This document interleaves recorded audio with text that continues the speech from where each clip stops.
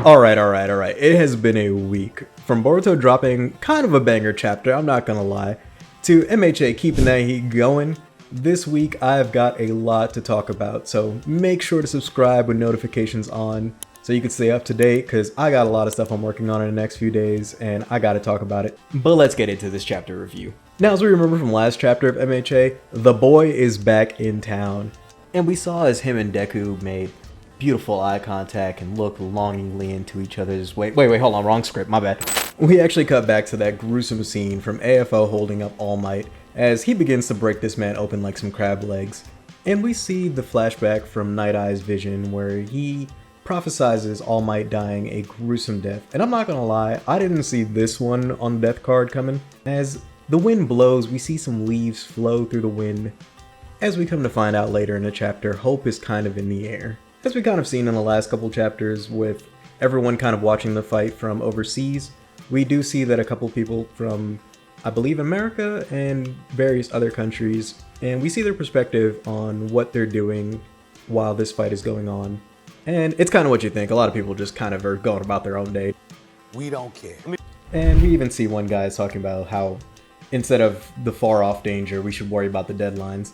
And it's a little bit indicative of our real world. I'm not trying to get political, but there's a lot of stuff that I've seen lately on the news that just kind of makes you just feel like all you can really do is just kind of watch from afar and just hope that it doesn't affect us, but it is still also some sad stuff to see. But that's not what we're here for. On a more upbeat note, we actually see the reporter from, I think, several chapters ago. And she is talking about those wind currents from before that was caused by a lot of those fire-based user quirks, and also with Bakugo and his giant explosion. And it's actually funny because I believe she actually made her first appearance on the chapter Bakugo died, and now she's making a reappearance on the chapter that he's brought back in. Kind of makes a whole like full circle arc for her character development, even though all of her character development has been, it's just been kind of her talking about this whole thing from a distance. But anyway, actually Editor Ninja here, I'm actually wrong. That was about like a 11 chapter difference. I think Bakugo died in 363 and she made her first appearance in 374. So don't mind, I just said that. One of her coworkers mentions how her pole mic video was posted online. And I'm probably going to get more into about that whole weather phenomenon later. I don't really have much of an answer to it, I just kind of wonder what it's about. But we're told it may ride the east on the jet stream and affect the North America region. And lastly, we see a heteromorph that's watching the battle as they kind of are praying that All Might survives this battle. But then we go back to Bakugo and Deku. As Bakugo falls off a UA, he jets straight to Midoriya. And in sync, Midoriya turns back to him, grabs him in that one swift motion, and begins to swing him, as the second user chimes in with his classic Kratos line. Boy! If you use Gear Shift again, the kickback will be even stronger.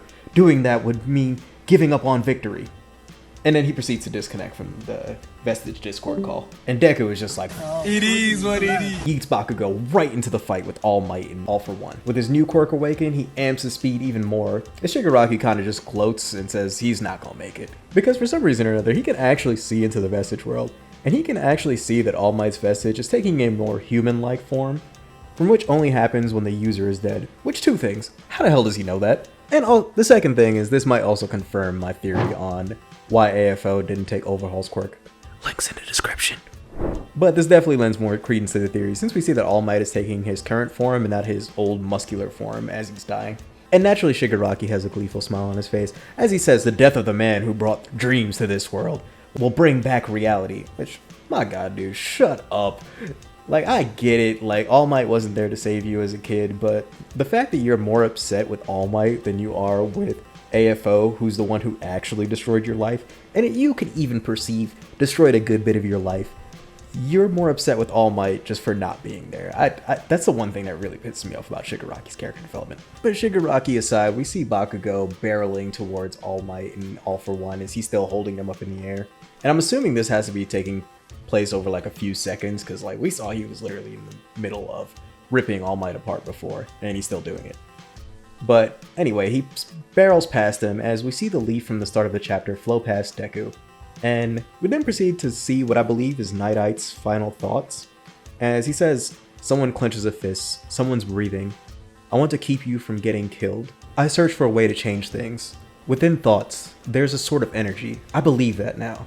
Energy from striving for a certain future. energy from wishing. And we're treated to that fine-ass weather woman from before, as she reminds us, can a flap of a butterfly's wings in Brazil really bring about a hurricane in Texas? Honestly, I'm not a big fan of this because this feels like it's like writing like an 11 on like the anime like Copium, which, you know, the power of friendship and the power of hope and belief can put us through any struggle. And I'm like, that is just not how the real world works, especially since you had like pretty down to earth panel just a second ago. But it doesn't take away from my overall thoughts on the chapter.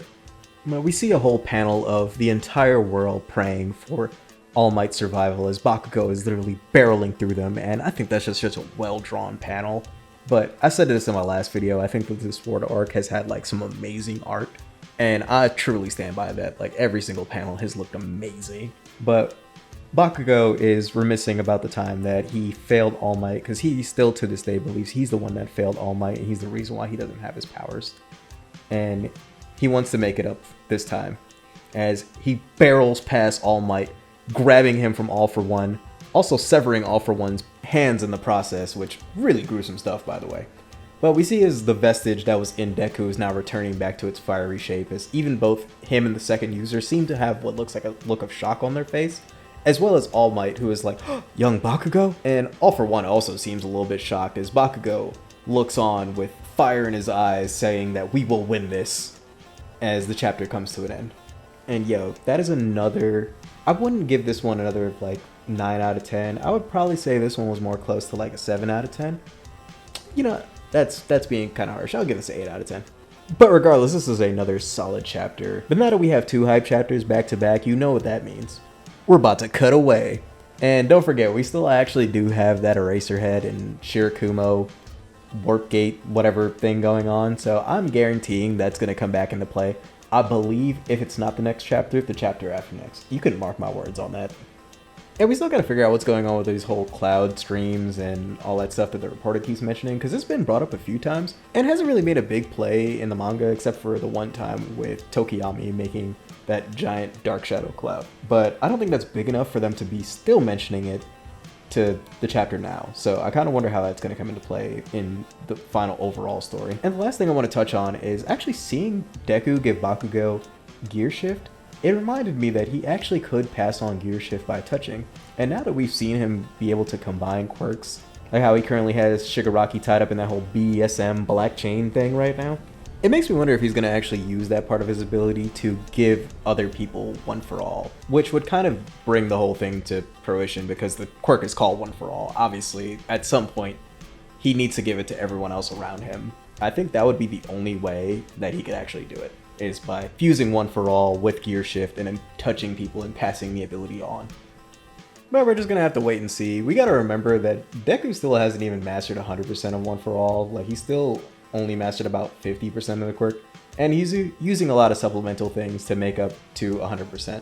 Like Gear Shift with Fajin mixed with Black Whip, using that momentum to give him 100%. So we actually haven't seen him go all out yet, so there's still some potential for him to grow stronger. And I am praying that they don't kill Bakugo again, because this boy has been through enough.